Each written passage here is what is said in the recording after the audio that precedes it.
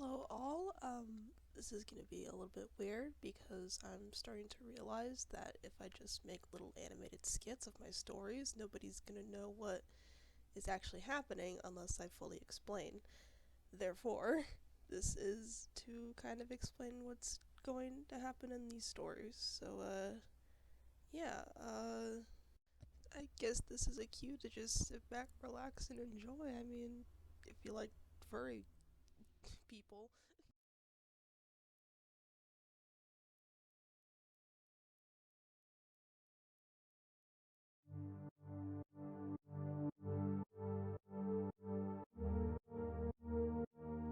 I'm Mirror. With the help of my siblings Tenebrace and Equalis, we helped make this world. We act as its blood, cycling aura through the earth. I cycle blue aura specifically, which usually acts as a depressant. People who follow me have blue blood. My story revolves mostly around my descent into depression and how, though I'm revered by people, I'm still distinctly emotionally mortal. My siblings try to shake my depression out of me, but I end up killing myself because anger doesn't help anything. I do end up being revived because Planet Mother doesn't want me to die, but this evolves into bipolar disorder, which is arguably worse. My alt. Shatter is my mania, while I, myself, am more depressive. Mania is a red aura thing, and so this offsets balance between me and Tenebrace. He starts becoming more depressed as well, and the heart of our planet now has cancerous blood. Planetary leukemia, a cancer caused by what could be regarded as a blood transfusion. It needs to be fixed immediately.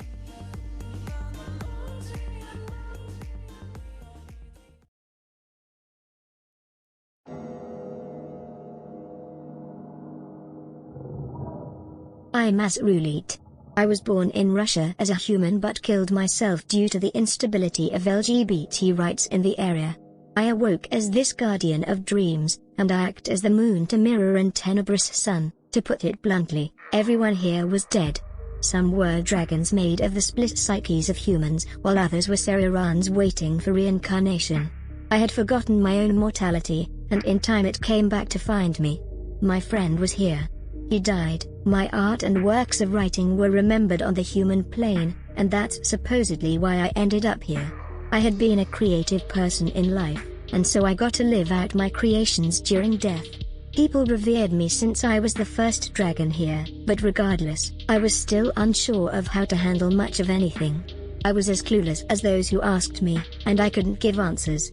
In time, Mirror had appointed me an aura guardian, something I didn't even feel worthy of being called. But in time, I had answers. Mirror told me it was because seeing me eased the hearts of those who died dreaming. They knew their time was coming, and they greeted me as an equal. They didn't fear me as one should fear death.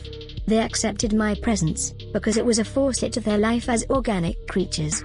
I slid into the role as comfortably as anyone could, but in time I've grown used to it. My story revolves around the cancerous aura. It's tearing my dream veil apart, and all I can do is cry. My home was falling apart, and it was entirely out of my power to stop it. In a sense, it was oddly nostalgic, but in the same sense the being punched in the gut was nostalgic of being bullied. My heart was torn, and I could only watch in horror.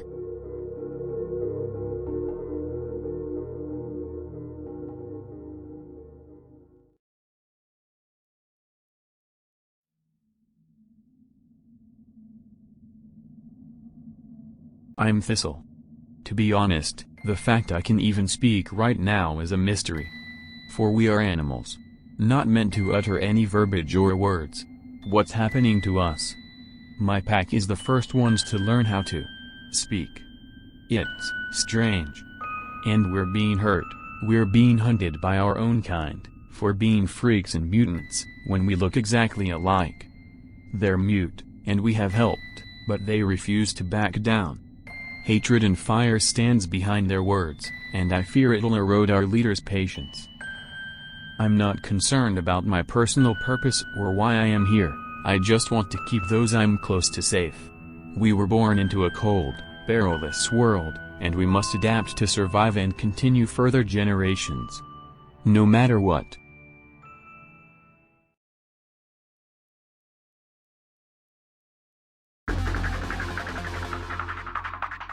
I'm oblivious. The world has changed all too rapidly. Societies have been built, crumbled, and started anew all before my eyes. With these minds and hands at work creating socialized ways for us to live, theorists are among them, and they all preach the same sounds. That Torah is a power gained by devotion. That to harness it, we must bow and pray to non-existent deities. We know of Mirror and Tenebris, but the words and sounds they called holy were not their names. Far from it, in fact. I've been surrounded by aura through my entire existence, and even when I denounced these so-called gods, I wielded it effortlessly. I studied it, researched it, and came to a conclusion: everyone's faith rested falsely in blasphemers and traitors. They were actively spreading lies among gullible people who just wanted help. They were lying, treacherous snakes in a world that didn't need them. I have to stop them, as soon as I can.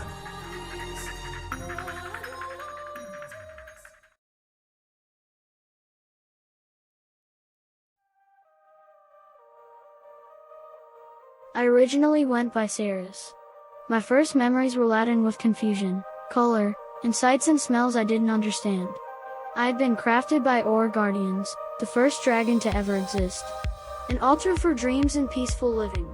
My inspiration, apparently an owl dragon from another realm, had visited my dreams and seemed surprised. I grew, I learned, and came to regret searching for answers. Nobody, not a soul, thought to document the history happening before them.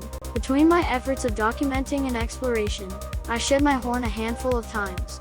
Without notice, people that looked like me began to question me, whether I was related to them or not. I was as clueless as they were, and we reluctantly recorded history as a unit, even somewhat of a family. But then, I fell ill. There was no tangible cure, and so I positioned myself into a pose I was happy with, tore my own life from my throat, and began to succumb to immobility. I never awoke again. Not as myself.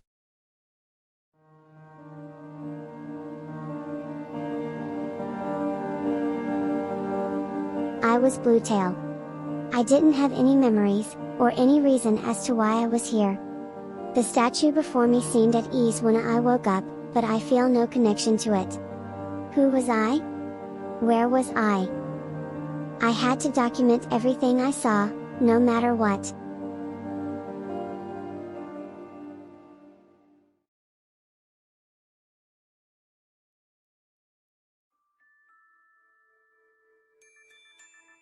I'm Azure. Born in an era ripe for exploration, we paved the way for new countries, trails, and even explored lands of unparalleled treasures. Not just resourceful and valuable treasure, but historical treasure. With Bluetail's legacy being to document everything happening after she died, we took great care to document everything. I was with a team I had started with 4 of my friends. We called ourselves Team Sunstorm. We were well known, specifically for our recklessness. I dislike phrasing it as recklessness, but that's partly what it was. However, my time with them ended abruptly. After recruiting a new member to the team, they had set a trap for me, and I plummeted into the earth. I slept for 44 days, and woke up in a place I eerily recognized. We had teams that rivaled us, and Team Eclipse was one of them. They were rumored to be thieves and martyrs, but they greeted me with open paws. I was so confused, and talking about Team Sunstorm made me feel sick. It was an indescribable pain. Even thinking about them and their actions set a stone within me that wouldn't be lifted. When I sided with our rivals, the existing media at the time was absolutely in awe. But I explained, with great detail, my choices. People were quick to badger Team Sunstorm about my words, but they cowardly fled. I felt a twinge of relief, but much of the tangled emotion hadn't faded. Even as I retired exploring and took up mental health assistance, that pain never left me.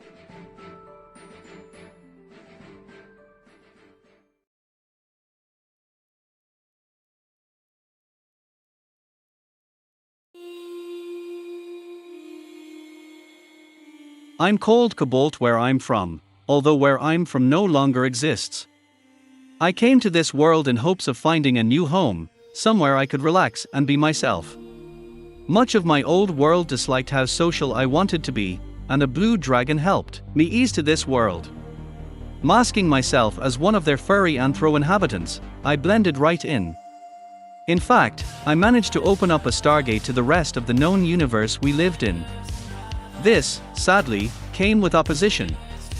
A neighboring planet wanted to leech the life from this one, the one I proudly called home. While it wasn't my old home species, it was another parasitic space creature. Adorned in red with black stripes and a stare that could tear through anyone, he laid siege on us. Despite being unprepared, we were able to fend them off. Last I recall, they were on a planetary blacklist, and space travel continued. However, I couldn't shake this feeling in my gut, that maybe I had done something horribly, terribly wrong.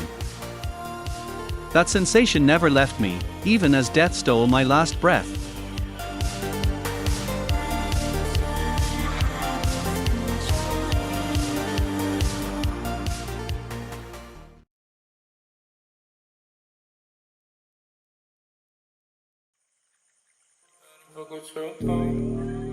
I'm Nim.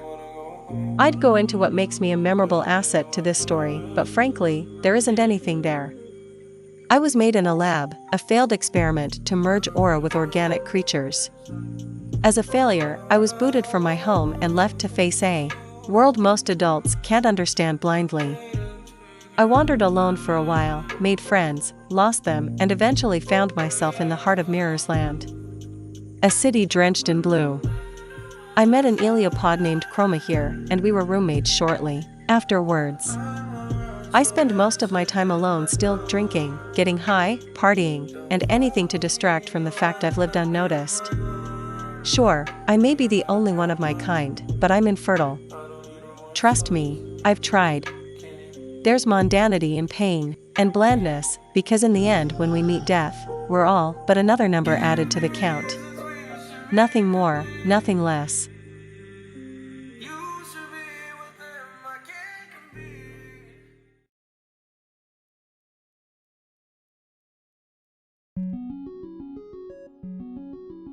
I'm Calyx. My only inhabitants is in the distant future. Humans had gone extinct, and while we tried to save them from the disease they faced, it was futile. My species is a remnant of that time. The disease these humans faces were a result of a specific pollen strain which my species was supposed to be predatory against. While we did our job well, it was too late. Humans had been gone for centuries now. However, 2 of them had recently showed up at our doors, begging for food and warmth. Once they were inside, they explained. They, too, had also been a lab-made species. Brought back by an ancient Homo sapiens sample they had found, they were birthed artificially and brought back. The male, however, was physically unable to stomach consummating with his companion. Not out of disgust, but out of natural sexuality. He was gay, and the scientists threatened to somehow rearrange his gene code. We're protecting them for the moment, but we're outlaws ourselves. Time is uncertain to us. And our only hope is that we can somehow save humanity and our own kind all at once.